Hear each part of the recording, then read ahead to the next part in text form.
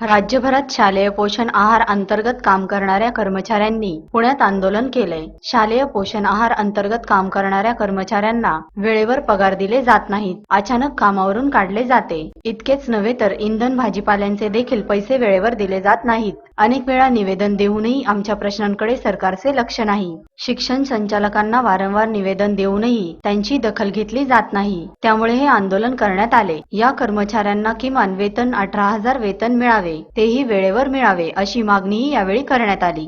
उस्मानाबाद जिल्हा शालेय पोषण आहार कामगार संघटनेचा मी जिल्हा अध्यक्ष कॉम्रेड मोहन शिंदे सर की महाराष्ट्रामध्ये आणि सगळीकडेच शालेय पोषण आहार कामगारांची मोठ्या प्रमाणामध्ये लूट केली जात आहे।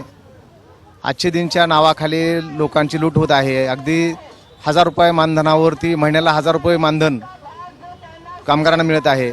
महिला काम करत आहेत, त्यांना इंधन भाजीपाला बिल देखील त्यांना मिळत नाही। इंधन भाजीपाला हे बिल देखील त्यांना वेळेवर दिलं जात नाही। त्यांचं इंधन भाजीपाला बिल हे मुख्याध्यापक आणि व्यवस्थापन समितीच आणत आहे। त्यांना वेळेवर पगार मिळत नाही। महिन्याला त्यांना मानधन मिळायला पाहिजे होते, ते मानधन मिळत नाही, त्यांना कायम केलं जात नाही। त्यांना कधीही मन मानेल त्याप्रमाणे शालेय व्यवस्थापन समिती काढून टाकते। गेल्या 2005 पासून हे कामगार काम करतात, परंतु त्यांना अचानक कामावून कमी केलं जाते। कुठलेही कारण न सांगता त्यांना कमी केलं जाते। खऱ्या अर्थाने हे GR वेगळे आहेत, नियम वेगळे आहेत, परंतु कामगारांना लूट केली जाते आहे। त्यांचं मानधन वेळेवर मिळालं पाहिजे। महिन्याच्या 5 तारखेपर्यंत त्यांना मानधन दिलं पाहिजे आणि किमान वेतन त्यांना 18,000 रुपये त्यांना मिळालं पाहिजे।